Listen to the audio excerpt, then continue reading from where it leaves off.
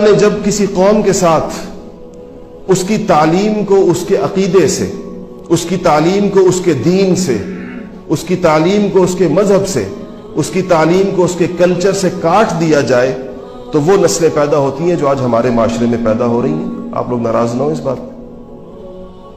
16 سال 18 سال پڑھنے والے سورہ فاتحہ کا ترجمہ نہیں جانتے۔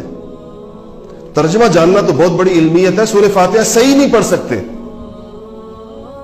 تعلیم پوچھو کتنے مدت ہے؟ 18 سال، ایم فل کیا ہوا ہے، پی ایچ ڈی کیا ہوا ہے، اور کہو سورہ فاتحہ سنائیں تو آپ کو جو سورہ فاتحہ سنائیں گے وہ کم سے کم عربی میں تو نہیں ہوگی، باقی اگر عبرانی میں یا کسی لاطینی یا جاپانی میں ہو تو اس کا ہمیں پتہ نہیں، وہ عربی لب و لہجہ تو نہیں ہوتا کم سے کم۔ حضور نے فرمایا قرآن کو عربی لہجوں کے اندر پڑھو۔ یہ عین شین قاف صاد ہا یہ قرآن کے حروف ہیں، اس کے بغیر مطلب ہی ادا نہیں ہو سکتا۔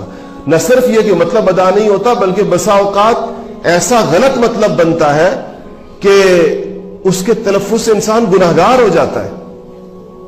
جیسے دیکھیں ہم لوگ سورہ اخلاص پڑھتے ہیں، سارے کے سارے سب سے زیادہ پڑھتے ہیں، یہ تو عام طور پر یاد ہی ہوتی ہے سب کو، نمازوں میں پڑھتے ہیں۔ اس کے لیے جو لفظ ہے قل کہا گیا ہے، قل قاف کے ساتھ، موٹے قاف کے ساتھ۔